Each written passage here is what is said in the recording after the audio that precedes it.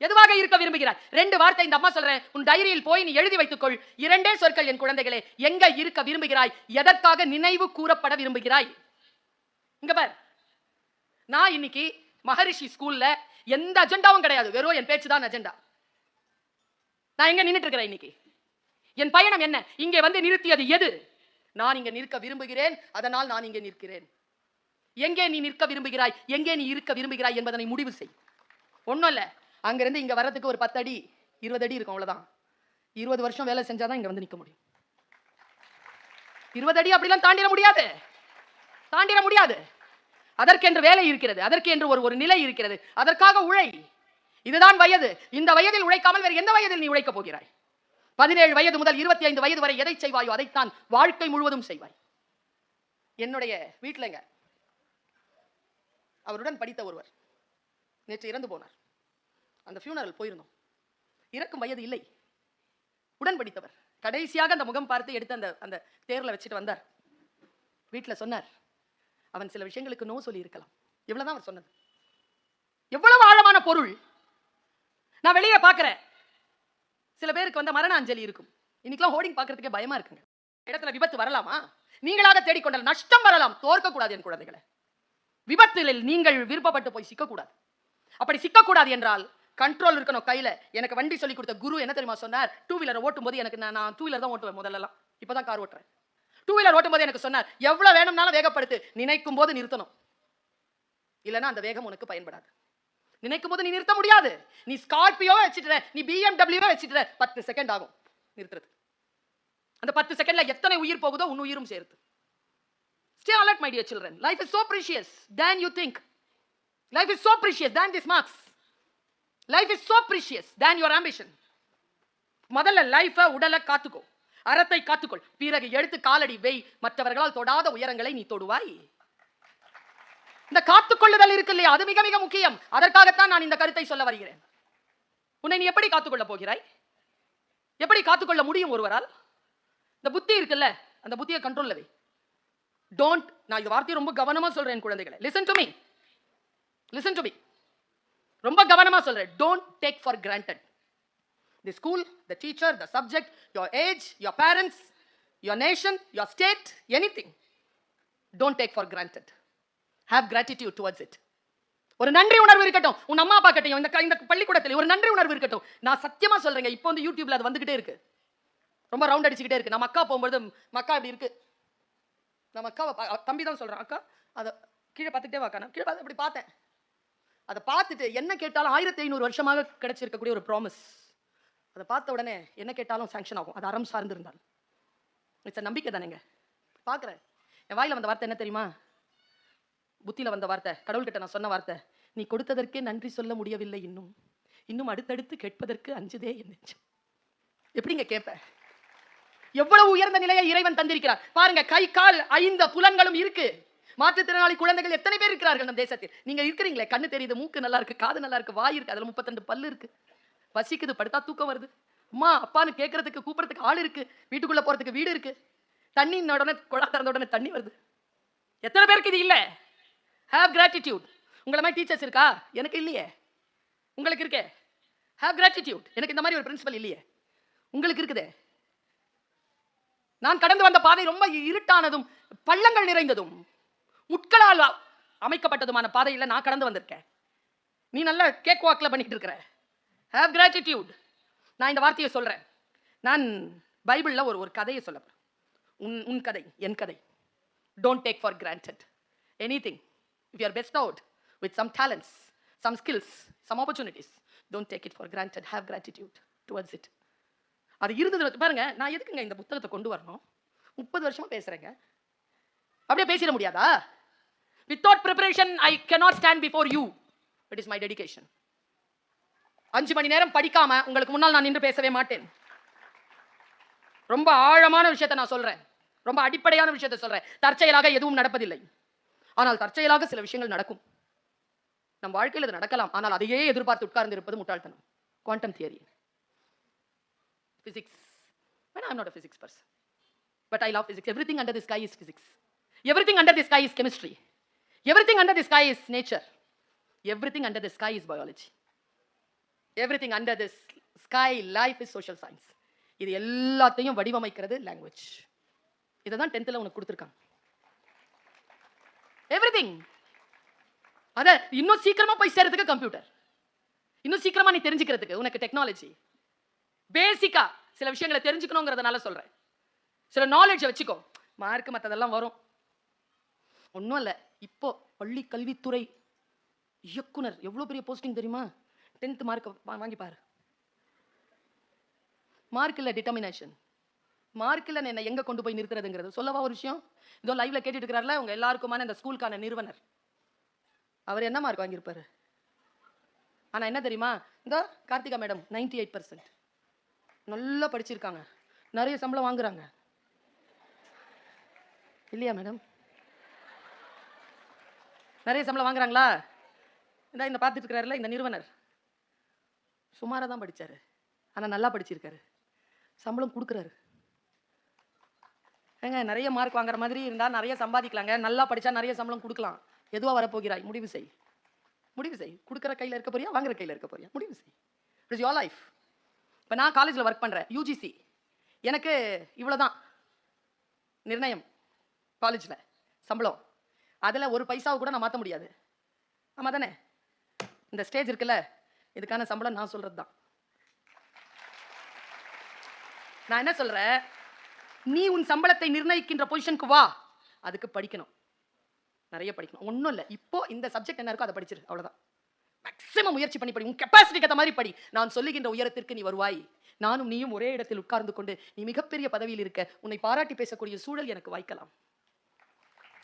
பேச்சாளர் தானே, இதெல்லாம் என் வரம், நான் கேட்கும் வரம். இது எங்கே தெரியுமா நம்ம தப்பு பண்றோம்? Take for granted. நமக்கு எல்லாம் கிடைச்சிருச்சு, எல்லாம் சரி, பைக் வந்துருச்சு, பொண்ணு இருக்குது பக்கத்துல, கேர்ள் ஃப்ரெண்டு, மெசேஜ் எப்போ பார்த்தாலும் பண்ணிக்கலாம், ஜாலி, சாப்பாடு இருக்குது, அம்மா அப்பாவுக்கு நம்ம என்ன செய்யறோமோ தெரியாது. படுறா, ஒழுங்கா படி. படிக்கிறியா? டெஸ்ட்டுக்கெல்லாம் எழுதினியா? மார்க் ஏதாவது வந்துச்சா? காட்டவே மாட்டேங்கிற. எங்கம்மா அந்த டீச்சர் கொடுக்குறாங்க? கொடுக்கவே மாட்டேன். பிடிஏ மீட்டிங் ஏதோ சொன்னாங்களா, அது இந்த வாரம் இல்லையாமா? யாரிடமிருந்து தப்பித்துக் கொள்கிறாய்? எது உன்னை வீழ்த்தும்? Face it, face the future, face today. எஸ்டர்டேயே க்ளீனா வச்சுக்கோ. நீ செய்யற தவறுகளை நீ மறக்கலாம், உன் தவறுகள் உன்னை ஒருபோதும் மறக்காது, தேடி வரும். Stay alert. பாரு, அசிரீர் ஒன்று கேட்குது, ஒரு அம்மா அப்பாவை தேர்ந்தெடுக்குது இயற்கை. நீ நினைக்கிறியா நீ காரணம் இல்லாமல் பிறந்திருக்கிறேன்னு நினைக்கிறியா? கிடையாது, நீ காரணத்தோடு தான் பிறந்திருக்கிறாய். உனக்கு என்று இந்த பிரபஞ்சத்திற்கு ஒரு திட்டம் உண்டு. அதை ஃபெயில் பண்ணிடாத, அதை பாஸ் பண்ணிட்டு போ, அதை பாஸ் பண்ணிட்டு போ. பெருமாள் சார் ரிட்டையர் ஆயிட்டாருங்க. ஆனால் அவர் அந்த ரிட்டையர்மெண்ட் ஆனதற்கு பிறகு தான் சேர்த்து வைத்த பள்ளி கல்வித்துறையின் அத்தனை அறிவையும் சேர்த்து மகரிஷி வித்யா மந்திருக்கு கொடுத்து கொண்டிருக்கிறார்ல. It's a planning. எதையும் வேஸ்ட் ஆகாது, எதுவுமே வேஸ்ட் ஆகாது. பாரு, இயற்கை தேர்ந்தெடுக்குது ஒரு அம்மா அப்பாவை, தேர்ந்தெடுத்து சொல்லுது, உனக்கு ஒரு மகன் பிறக்க போகிறான், நீ 2 வேலை செய்யக்கூடாது. குழந்தை வயிற்றில் இருக்கின்ற பொழுது திராட்சை ரசம் குடிக்கக்கூடாது. அந்த குழந்தை பிறந்ததற்கு பிறகு அதன் தலைமுடியை வெட்டக்கூடாது. அவளை அப்படியே ஆகட்டும்ங்கிறா. அவள் கீழ்ப்படிந்ததனால் அவளுக்கு ஒரு குழந்தை பிறக்கிறது. அந்த குழந்தையின் பேர் சிம்சோன். நான் நம் மூத்தோனின் வரலாறை சொல்லுகிறேன். அது எந்த நாட்டில் நிகழ்ந்ததாக இருந்தாலும் மனித வரலாறு தானே. மனிதனாக என்னுடைய சமூகத்திற்கு முன்னால் பிறந்த ஒருவனுடைய வரலாறு. அவன் பிறந்தான், எப்படி பிறந்தான் தெரியுமா? பிறக்கும் போதே அவ்வளோ பலசாலியா பிறந்தானா. பாய்ஸ் முக்கியமா +1 +2 10th 9th படிக்கிற குழந்தைகளுக்கு, முக்கியமா பாய்ஸ்க்கு, கேர்ள்ஸ்க்கும் தான் கவனம். இதுங்க 82%, அதுங்க 82 வாங்குச்சுன்னா இதுங்க 92 வாங்குது மேடம். ஏன்னா 82க்கு 82 அது ஜெயிக்குது, 92க்கு 92 இது ஜெயிக்கிறது இல்லை. அது 92 வாங்கணும், இது 92ம் ஜெயிக்கணும். அதான் என் நோக்கம். ஒண்ணுக்கு ஒன்று டஃப் கொடுங்க, தோக்காதீங்க. ரொம்ப கவனமா கேள். அந்த குழந்தை வளருது, அப்படி பராக்கிரமசாலியா வளரான். முடி இப்படி வளருது, எலும்பு இருக்குல்ல, எலும்பை வச்சுக்கிட்டு ஒரு சிங்கத்தை அடிச்சு கொள்றாங்க. ஒரு சின்ன எலும்பை வச்சுக்கிட்டு பராக்கிரமசாலி அவன் இருந்தானா, அவன் வீட்டு பக்கமும் அவன் தெரு பக்கமும் அவன் ஊர் பக்கமும் பகைவர்கள் வர அஞ்சுகிறார். செல்வ செழிப்போடு வளர்கிறது அவன் சமூகம். சிம்சோன்ற ஒருத்தன் இருக்கிறான்றதுனால் சிம்சோனை வீழ்த்துவதற்கு எவ்வளவு முயற்சி செய்கிறார்கள். கடவுள் அருள் இருக்கு அவன் மேல, முடியல, திட்டம் தீட்டுகிறார்கள். எப்படி இவனை வீழ்த்தலாம்? எந்த திட்டத்தையும் ஒத்துக்கல. ஆனால் நான் சொல்லட்டுமா, இரும்பை நெருப்பால கூட அழிக்க முடியாதுங்க. இரும்பில் வரும் துரு இரும்பை அழிக்கும். நமக்குள்ளதான் வருது இழிவு, வெளியில இருந்து வரல. எனக்குள் வருகின்ற ஏதோ ஒன்று என்னை அழிக்கிறது. அதை நான் எதிர்த்தால் நான் ஜெயிக்கிறேன். அடுத்தவங்களை எதிர்க்கிறது இல்லை, எனக்குள்ள வரக்கூடிய விஷயம் இல்ல. ஒரு மெசேஜுக்கு பதில் சொல்லலாமா? ஒரு மெசேஜை ஃபார்வர்ட் பண்ணலாம். இங்க ஜெயிக்கிறேன் நான், இங்க தோக்குறேன் நான், இங்க ஜோக்குறேன். நான் சொல்றேன் பாருங்க, அவன் என்ன தெரியுமா பண்றான்? அவன் ஒரு பொண்ணை லவ் பண்றான். Love fragile word. பல நேரங்கள் அது கெட்ட வார்த்தை. But it's not so actually. இந்த வயசுலலாம் அந்த உணர்வு வருதுன்னா பயாலஜிக்கலாக ஃபிட்டாக இருக்கிறீங்கன்னு அர்த்தம். வந்துட்டு போட்டோம், ஆனால் சோஷியலாக சிக்கிக்காதீங்க, அப்போ தோத்துருவீங்க. பாருங்க, அவன் என்ன செய்யறான்? அவனுக்கு லவ் வந்துருச்சா, அந்த பொண்ணுக்கு இவன் மேலே லவ் வரல, அந்த பொண்ணு ரிஜெக்ட் பண்ணிருச்சு. சிம்சோனுக்கு ஒரே வருத்தம். இந்த குடிக்கார பயல்களை பார்த்துருக்கீங்களா? அவங்க ஏன் குடிக்கிறாங்க தெரியுமா? சோகத்தில் தான் குடிக்குங்க. ஜாலியாக இருக்கும்போது குடிக்கும். ஜாலியாக இருக்கிற குடி வேற, சோகமாக இருக்கும்போது அதுங்க குடிச்சு கும்மாளம் போடும் பாருங்க. அதுக்கு காரணம் சோகமாக இருக்கும். பொண்டாட்டி ஏமாத்திட்டா, காதலி ஏமாத்திட்டா, பையன் இது பண்ணிட்டான், தம்பி இது பண்ணிட்டான், அவன் பார்ட்னர் ஏமாத்திட்டு, ஏதாவது ஒன்று காரணம் இருக்கணும் குடிக்கிறதுக்கு. அந்த மாதிரி குடிக்கிறதுக்கு ஒரு காரணம் வந்துருச்சு சிம்சோனுக்கு. சோகமாயிட்டு, சோகமான உடனே அவன் பலம் எல்லாம் அவனுக்கு எதுவுமே பெருசா தெரியல. அப்படியே நடக்கிறான், சோகமா இருக்கிறான். அப்போ பகைவர்கள் நினைத்து கொண்டார்கள், அவன் துருப்பிடிக்க ஆரம்பித்தான், இவனை வீழ்த்திடலாண்டான்னு. அப்போ வந்து சேர்றா ஒரு பொண்ணு, அவ பேர் தெலீலாள். உங்க லாங்குவேஜ்ல உங்க Z ஜெனரேஷன், நீங்கெல்லாம் வந்து ஆல்ஃபா ஜெனரேஷனுக்கு சொல்லவா புரியுற மாதிரி பெஸ்டி. வந்து ஒருத்தி சேர்றா. சார் அது படிக்கும்போது சார் நான் நில நகர்ந்து போச்சு சார். எனக்கு, நான் ஒரு குழந்தையுடைய தாய் இல்லையா, பையனுடைய அம்மா நான், எனக்கு பொன் குழந்தை இல்லை. பாருங்க, அவன் சொல்றான், அந்த பொண்ணு வந்து சேர்றா. அவ இவனோட சேர்ந்து பயங்கரமா சுத்துறது, குடிக்கிறது, சிரிக்கிறது, பாட்டு பாடுறது. ஏன்னா இவனுக்கு ஒரு என்டர்டெயின்மெண்ட் வேணும். சோகத்துல இருக்கிறானே, பொண்ணு ஏமாத்திருச்சே, ரொம்ப சங்கடத்துல இருக்கிறான். தெலீலாவை பிடிச்சிட்டாங்க பகைவர்கள். தெலீலாவை போய் சொல்றாங்க, தெலீலாள் உனக்கு நான் 100 பொற்காசுகள் தரேன், வெள்ளிக்காசுகள் தரேன். அவன் உடம்புல எங்க அடிச்சா அவனுக்கு உயிர் போகும், அவன் எங்கேயோ ஒரு சக்தி நிலையை வச்சிருக்கான், அதை என்னன்னு கண்டுபிடிச்சு எனக்கு சொல்லு. அடுத்த நாள் ஜாலியா சுத்திட்டு 2 பேரும் தனிமையில சந்திக்கிறாங்க. ஹே Samson, how are you man? Hey I'm good, how are you dude? 2 பேரும் பேசிக்குதுங்களா? ஹே எல்லாரும் சொல்றாங்க உங்ககிட்ட ஏதோ ஒரு பவர் இருக்குன்னு. இருக்கா? லாங்குவேஜ் இப்படி தானேங்க. என் தாய் வயிறு பத்தி எரிஞ்சுதுங்க நான் இதை படிக்கும்போது. இப்படி தாங்க ஏமாத்துறாங்க. ஏய் எங்க இருக்குது உன் உயிர்? எங்கேயோ இருக்குதாமே, அது சொல்ல, எனக்கு சொல்ல. அது சிரிச்சுட்டே சொன்னான், என் உயிரா நீ என்ன கயிறால கட்டினா நான் செத்து போயிடுறேன் தெரியுமா உனக்கு. அடுத்த நாளே அவனை கயிறுல கட்டுறாங்க. அவன் அறுத்துக்கிட்டு வரான் அப்படி சிங்கம் மாதிரி. தெலீலாள் சொல்றான், அன்னைக்கு நைட்டு கயிறுல கட்டினா செத்துருன்னு சொன்னேன், உயிரோட இருக்கிறேன். ஏய் சாதாரண கயிறுல கட்டலாம் சாவ மாட்டேன். எப்படி சாவ நீ? அக்னி கம்பியில கட்டினா செத்துருவேன். அப்படியே சொல்றான், அக்னி கம்பியில செத்தா செத்துருவானா? 100 காசு கொடு. கட்டி பார்க்குறோம், செத்தா கொடுக்குறோம். கட்டி பார்த்தா அறுத்துட்டு வந்துட்டான். வந்த உடனே அன்னைக்கு நைட்டு விழுந்து அழுகுறாங்க. பைபிள் படிச்சு பாருங்க, விழுந்து பொருள்றா அழுறா. சொன்னல நான், உனக்கு என்ன, உனக்கு உன் உயிர் எங்க இருக்குன்னு சொன்னாதான் என்ன? ஏமாத்துற சொல்றேன்ட்டு எனக்கு சொல்ல, நான் உனக்கு பெஸ்டி தானே, சொல்ல ப்ளீஸ். அழுறா. அவன் அழுறதை பார்த்த உடனே இவனுக்கு ரொம்ப கனிஞ்சு போச்சு. Take for granted. உன்னுடைய டேலண்ட் எது இருக்கோ அதுக்கு மரியாதை கொடுக்காம, முன்னால் இருக்கின்ற ஒன்றுக்கு மரியாதை கொடுத்து அவன் அப்படியே எடுத்து மடியில் போட்டுக்கிறான். அவளை மடியில் போட்டு, நீ அழாத, நீ சொல்லு உன் உயிரை இல்லைன்னா இன்னைக்கு செத்துருவேன். இந்த பேர் இந்த தலைமுடி இருக்குல்ல, இதில் தான் இருக்கேன் உயிர். சத்தியமா சத்தியம், மதர் ப்ராமிஸ், எழுந்து அப்படியே உட்காந்து அவனை தன்னுடைய மடியில் போட்டுக்கிறான். நான் அதை படிக்கும் போதுங்க என் நில நகர்ந்துருச்சுங்க எனக்கு. ஐயோன்னு நினைச்சேன் நான். சிம்சோன், உலகத்தில் ஆக பராக்கிரமசாலியாக இறைவன் உன்னை படைத்தானே, ஒரு கையில நீ வந்து ஒரு சிங்கத்தை அடிக்கக்கூடிய பலத்தை உனக்கு தந்தானே, எதற்காக இந்த ரகசியத்தை சொல்கிறாய்? நான் பண்ணிட்டேனே, என்னை மன்னிக்க மாட்டாயா? கடவுள் மன்னிப்பவர் தானே, பெற்றோர்கள் மன்னிப்பார்கள் தானே. நான் கேட்கிறேன் குழந்தைகளே, நீங்கள் தவறு செய்தால் நாங்கள் மன்னிப்போம், ஆனால் அந்த தவறுகள் உங்களை மன்னிக்குமா? இந்த தவறுகளை என்ன செய்வீர்கள்? உங்களை நாங்கள் அணைத்துக் கொள்வோம், நீங்கள் எங்களுக்கு உயிர். நீங்கள் செய்த தவறுகள், அதை நாங்கள் எப்படி அணைப்போம்? கண்கள் தோண்டியது தானே, முடி வளருது அவனுக்கு, மறுபடியும் பராக்கிரம் வருது. கண்ணில்லாத பராக்கிரம் என்ன செய்யும்? பைபிள் இப்படி சிம்சோன் கதையை முடிக்கிறது. அவனை மீண்டும் அந்த சிறை கைதிகளை அடித்து அவனை மீண்டும் கம்பிகளில் கட்டுகிறார்கள், தூண்களில் கட்டுகிறார்கள். அவன் ஆகப்பெரிய பராக்கிரமசாலியாக இருந்த காரணத்தினால் அந்த கம்பிகளை இழுத்தபடிக்கு அந்த தூண்களை எல்லாம் அழித்து அந்த சிறைச்சாலை அப்படியே மூடி 10,000 குற்றவாளிகள் இறந்து போனார்கள், அவனையும் சேர்த்து. கடைசியா ஒரு ட்ரிபியூட் கொடுக்குது. அவன் முடிவு அப்படிதான் ஆச்சு. கடைசியா ஒரு ட்ரிபியூட் கொடுக்குது பைபிள். அவன் உயிரோடு இருந்து கொன்ற தீமையானவர்களை விட அவன் இறந்தபோது அவனுடன் சேர்ந்து செத்த தீமையானவர்கள் அநேகம். இதை நான் ஏன் உங்ககிட்ட சொல்றேன் தெரியுமா?